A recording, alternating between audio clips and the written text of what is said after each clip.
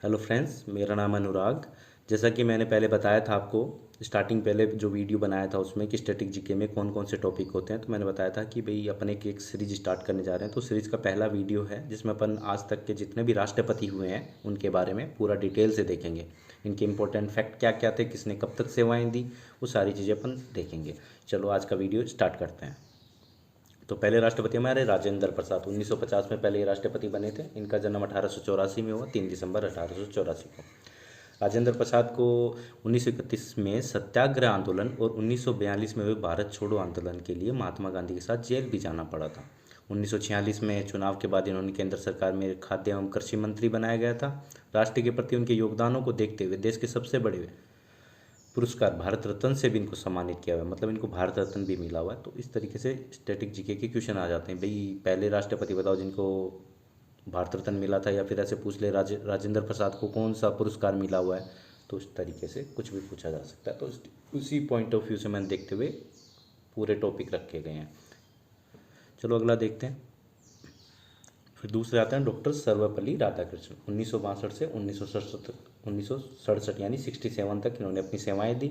इनके important fact क्या क्या हैं वो देख लेते हैं। तो डॉक्टर सर्वपल्ली राधाकृष्णन का जन्म एक तेलुगु ब्राह्मण परिवार में तिरुतनी भारत में 5 सितंबर 1888 में हुआ था। इनके पिता का नाम सर्वपल्ली वीरास्वामी था। इनकी माता का नाम सीताम्मा था। सीता और शिक्षा और राजनीति में उत्कृष्ट योगदान के लिए राधाकृष्णन को वर्ष 1954 में भारत के सर्वोच्च सम्मान नागरिक सम्मान भारत रत्न से नवाजा गया था। उनके द्वारा अनेक पुस्तकों की रचना की गई, जिनमें प्रमुख निम्नलिखित था। मतलब उन्होंने बहुत सारी पुस्तकें लिखी थी, लेकिन जो फेमस हुई बहुत ज़्यादा उनके बारे में बताया गया। Ethics of Vedanta, my search for truth, religion and society, Indian philosophy आदि। संपूर्ण भारत में उनके जन्म दिनांक 5 सितंबर को शिक्षक दिवस के रूप में अपन मनाते हैं। 5 सितंबर को टीचर्स डे बनाते हैं, वो इन्हीं की वजह से बनाते हैं, इनका जो जन्मदिन था उसी दिन। चलो नेक्स्ट देखते हैं तीसरे राष्ट्रपति कौन थे। अपने तीसरे राष्ट्रपति थे डॉक्टर जाकिर हुसैन, जिन्होंने 67 से लेकर 69 तक अपनी सेवाएं दी। डॉक्टर जाकिर हुसैन का जन्म 8 फरवरी 1897 को हैदराबाद में हुआ था। डॉक्टर जाकिर हुसैन ने शिक्षा सुधार के क्षेत्र में अपनी सक्रिय भूमिका निभाई। वे भारत के आधुनिक शिक्षा के सबसे बड़े समर्थकों में से एक थे। उन्होंने अपने नेतृत्व में राष्ट्रीय मुस्लिम विश्वविद्यालय को स्थापित किया था, जिसको आप जामिया यूनिवर्सिटी के नाम से भी जानते हैं। आगे देख लेते हैं अपन। उनके द्वारा स्थापित राष्ट्रीय मुस्लिम विश्वविद्यालय आजकल जामिया मिलिया इस्लामिया के नाम से केंद्रीय विश्वविद्यालय के रूप में नई दिल्ली में मौजूद है, जहां से हजारों छात्र प्रत्येक वर्ष उन अनेक विषयों में शिक्षा ग्रहण करते हैं। 1957 में डॉक्टर जाकिर हुसैन बिहार राज्य के गवर्नर नियुक्त हुए।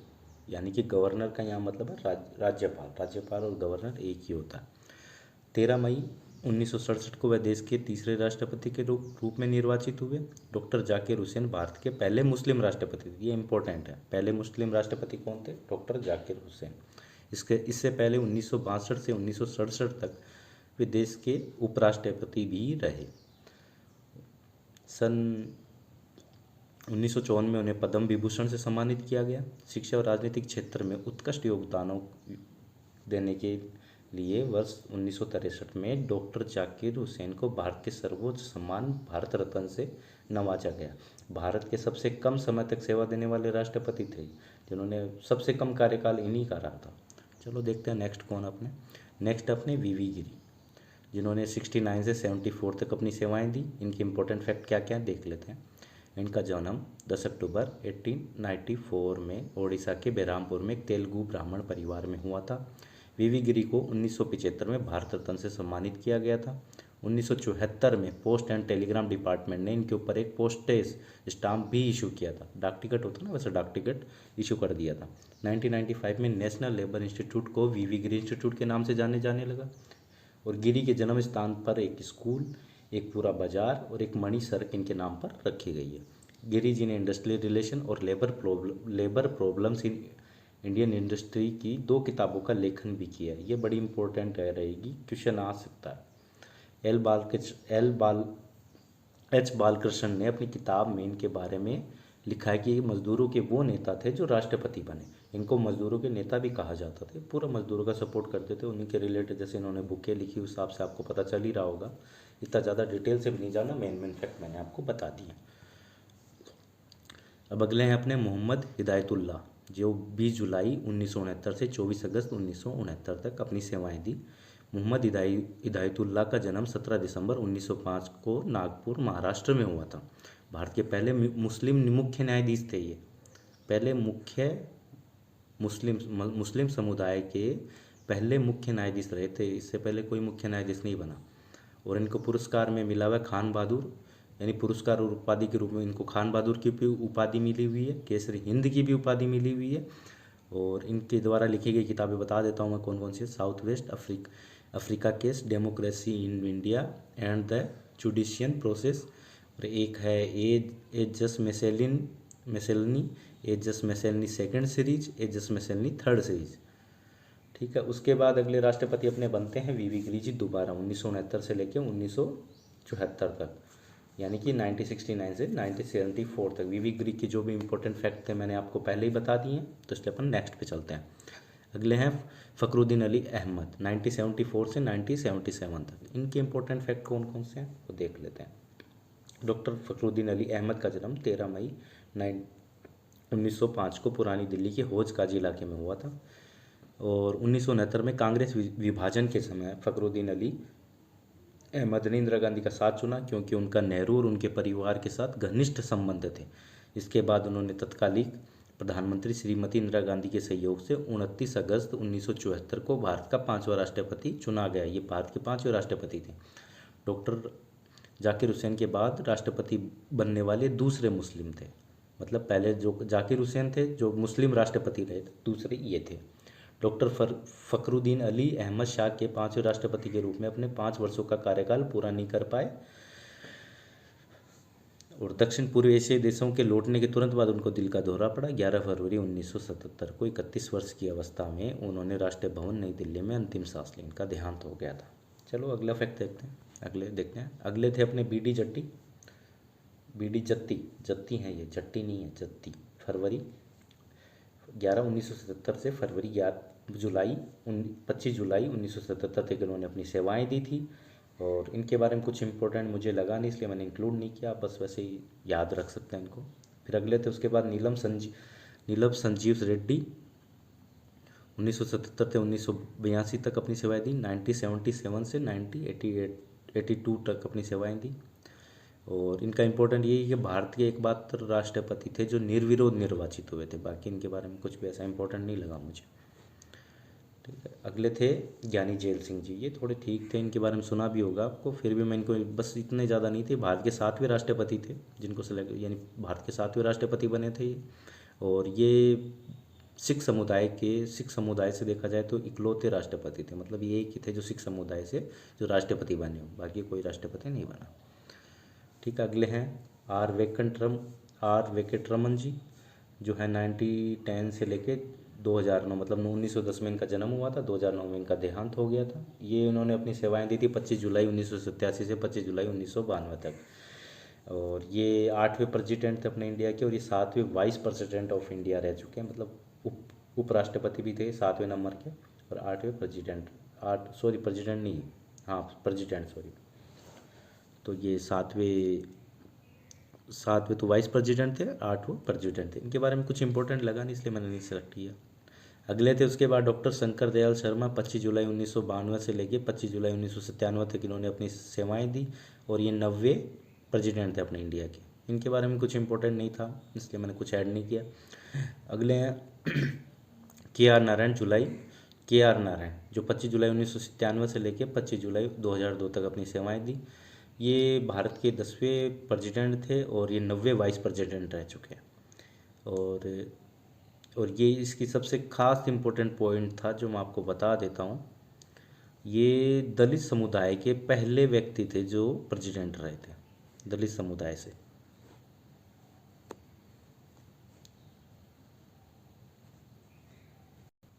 सॉरी, थोड़ा सा वो ऐसे ही टच हो गया मेरे से। ये दलित समुदाय के पहले प्रेसिडेंट थे। चलो आगे बढ़ते हैं। अगले हैं डॉक्टर APJ अब्दुल कलाम, जिन्होंने 25 जुलाई 2002 से लेकर 25 जुलाई 2007 तक अपनी सेवाएं दी। इनके बारे में जितना लिखा जाए उतना कम है, फिर भी मैंने इंपॉर्टेंट जो मुझे लगा वो मैं सारा कलेक्ट करके लाया। फिर भी इसको थोड़ा डिटेल से देखेंगे। डॉक्टर एपीजे अब्दुल कलाम का जन्म 15 अक्टूबर 1931 को दक्षिण भारतीय राज्य तमिलनाडु के रामेश्वरम में हुआ था। अब्दुल कलाम का पूरा नाम अबुल पाकिर जैनुलुद्दीन अब्दुल कलाम है। पैसे से नाविक कलाम के पिता ज़्यादा पढ़े लिखे नहीं थे। मतलब ये कहना नाविक फैमिली के से, नाविक मतलब कि मछुआरे होते हैं ना, उस परिवार से थे। ये मछुआरों को नाव किराए पर दिया करते थे। 5 भाई 5 बहनों वाले परिवार को चलाने के लिए पिता के पैसे कम पड़ जाते थे। तो कलाम साहब क्या करते थे, जब कलाम साहब 8 साल के थे तब वे सुबह 4 बजे उठा करते थे। स्नान करने के बाद गणित पढ़ने चले जाते थे, मैथ पढ़ने के लिए चले जाते थे। उनके जो अध्यापक थे स्वामियर, उनकी ये विशेषता थी कि जो विद्यार्थी स्नान करके नहीं आता था, मतलब नहा के नहीं आता था, वो उसको ट्यूशन ही नहीं देते थे। और ये सुबह 4 बजे इसलिए जाते थे कि उन्होंने बोल रखा था जो सुबह 4 बजे आएगा उसको मैं फ्री में ट्यूशन दूंगा, उनका कोई पैसा नहीं लगेगा। तो इसीलिए ये जल्दी जल्दी, भाई पैसों की थोड़ी तंगी थी इसलिए जल्दी जाते थे। वे कलाम के साथ साथ 5 और विद्यार्थियों को प्रतिवर्ष निःशुल्क ट्यूशन पढ़ाते थे। लिहाजा तभी से डॉक्टर कलाम को सुबह उठने की आदत लगी। उसी टाइम से इनको सुबह 4 बजे उठने की आदत थी। देश के पूर्व राष्ट्रपति रह चुके डॉक्टर अब्दुल कलाम बचपन में अखबार भी बांटा करते थे। दरअसल वे अपने पिता की आर्थिक तौर पर मदद करना चाहते थे, जिसके लिए स्कूल में आने के बाद अखबार बांटने के लिए निकल जाया करते थे। यानी अब स्कूल में आने के बाद ऐसा नहीं कि दोपहर में 2 बजे आते थे। स्कूल में आने के बाद मतलब वो सुबह जो फ्री में पढ़ने जाते थे ना मैथ्स के लिए सुबह 4 बजे, तो वहाँ से पढ़ के आके सुबह अखबार बांटा करते थे। 1992 से 1999 तक कलाम रक्षा मंत्री के रक्षा सलाहकार भी रहे थे। इस दौरान वाजपेयी सरकार ने पोखरण में दूसरी बार न्यूक्लियर टेस्ट भी किए और भारत परमाणु हथियार बनाने के देशों में शामिल हो गया था। तो ये न्यूक्लियर टेस्ट वाला तो मुझे पता है, सबको पता होगा, फिर भी मैंने बता दिया। डॉक्टर कलाम को वर्ष 1997 में भारत रत्न से सम्मान से भी नवाजा गया था। और सर्वपल्ली राधाकृष्णन और डॉक्टर जाकिर हुसैन के बाद कलाम ऐसे व्यक्ति थे जिनको भारत रत्न मिलने के बाद राष्ट्रपति का पद संभाला। मतलब इससे पहले 2 और थे जिनको भारत रत्न पहले मिला, उसके बाद राष्ट्रपति बने। एक तो डॉक्टर सर्वपल्ली राधाकृष्णन और डॉक्टर जाकिर हुसैन। के.आर. नारायण के हाथों उन्हें भारत रत्न सम्मान प्राप्त हुआ था। डॉक्टर कलाम को पीपुल्स प्रेसिडेंट भी कहा जाता है, क्योंकि वे आम लोगों की काफ़ी नज़दीकी रिश्ता बना कर रखते थे। आपने उनको देखा ही होगा, बड़ा ही सादा जीवन जिया था उन्होंने, और उनके ज़्यादा संपत्ति भी नहीं थी। तो उसके लिए मैं कभी हिस्ट्री में अगर ऐसा आएगा तो मैं उस टाइम और भी डिटेल से बता दूँ। डॉक्टर कलाम ने एक बार कहा था किताबें उनकी इतनी प्रिय कि उनके घर में लाइब्रेरी है जिसमें हज़ारों पुस्तकें हैं। वह किताबें उनकी सबसे बड़ी संपदा है। देखो मैंने जैसे अभी बताया था, उनके पास ज़्यादा कुछ नहीं, किताबें थी बस ज़्यादातर। डॉक्टर कलाम युवाओं और बच्चों के बीच खासे लोकप्रिय थे। उनकी लोकप्रियता का एक अलग ही आलम था। साल 2003 और 2006 में उन्हें एमटीवी ने बतौर youth icon of the year nominate किया था। ये टेक्निकल न्यूज़ है एक तरीके से, एमटीवी एक चैनल है, उसने 2003 और 2006 में बतौर icon of the year youth का, यानी अपनी जैसे यूथ होती है ना, उनको आइकन ऑफ द ईयर एक अवार्ड फंक्शन रखा जाता है, उसके लिए नॉमिनेटेड किया था। एक इंटरव्यू के दौरान डॉक्टर कलाम ने कहा था कि संगीत और नृत्य एक ऐसा साधन है जिसके जरिए हम वैश्विक शांति सुनिश्चित कर सकते हैं। कला में पूरे विश्व को साथ लाने की ताकत है। डॉक्टर कलाम को संगीत से खासा लगाव था। इन्हें मिसाइल मैन के नाम से भी संबोधित किया जाता है। डॉक्टर अब्दुल कलाम को प्रोजेक्ट डायरेक्टर के रूप में भारत का पहला स्वदेशी उपग्रह SLV-3 प्रक्षेपात बनाने का श्रेय हासिल है। भारत के राष्ट्रपति डॉक्टर अब्दुल कलाम 26 मई 2006 को जब स्विट्जरलैंड की यात्रा पर गए तो स्विट्जरलैंड सरकार ने उस दिन को विज्ञान दिवस घोषित कर दिया। जब ये पहली बार स्विट्जरलैंड गए थे तो स्विट्जरलैंड सरकार ने उसको विज्ञान दिवस ही घोषित कर दिया। और वह दिन डॉक्टर आज़ाद को समर्पित कर दिया। मतलब 27 जुलाई 2015, मतलब कि उस दिन अब विज्ञान दिवस मनाने लग गया स्विट्जरलैंड। उसके बाद 27 जुलाई 2015 को दिल का दौरा पड़ने से इस महान व्यक्ति का निधन हो गया था। वो भी एक ऐसे आकस्मिक मृत्यु हुई थी, उम्मीद नहीं थी चले जाएंगे। चलो ठीक है, नेक्स्ट देखते हैं। अगले हैं प्रतिभा पाटिल, सभी जानते ही हैं। इनका पूरा नाम है श्रीमती प्रतिभा देव सिंह पाटिल। 25 जुलाई 2007 से लेकर 25 जुलाई 2017 तक इन्होंने अपनी सेवाएं दी। ये 12वीं प्रेसिडेंट ऑफ इंडिया थी। और इसका बस फैक्ट इतना ही है कि ये पहली ऐसी, यानी कि ये पहली महिला है मतलब कि जो प्रेसिडेंट बनी है। मतलब इससे पहले, इसके बाद में अभी तक कोई महिला प्रेसिडेंट नहीं बनी है। अगले हैं श्री प्रणब मुखर्जी। 25 जुलाई 2012 से लेकर 25 जुलाई 2017 तक इन्होंने अपनी सेवाएं दी। उसके बाद ये प्रणब मुखर्जी इन्होंने 13वें प्रेसिडेंट, मतलब 13 नंबर के प्रेसिडेंट थे। उसके बाद है श्री रामनाथ कोविंद। जुलाई 2015 से 25 जुलाई 2017 से लेके अभी तक यही हैं, ये 14वें प्रेसिडेंट है अपने इंडिया के। और ये बिहार के गवर्नर मतलब राज्यपाल भी रह चुके हैं। तो थैंक यू गाइस, आज का लेक्चर यहीं ख़त्म होता है। नेक्स्ट लेक्चर में अपन प्रधानमंत्री देखेंगे, आज तक जितने भी प्रधानमंत्री उनके बारे में डिटेल से जानेंगे। और कोई अगर आपको कोई डाउट हो तो आप मुझे कमेंट कर सकते हैं। वीडियो कैसा लगा कमेंट बॉक्स में ज़रूर बताइएगा, और वीडियो को लाइक कीजिएगा, शेयर कीजिएगा, सब्सक्राइब कीजिएगा। थैंक यू गाइस, मिलते हैं नेक्स्ट वीडियो में।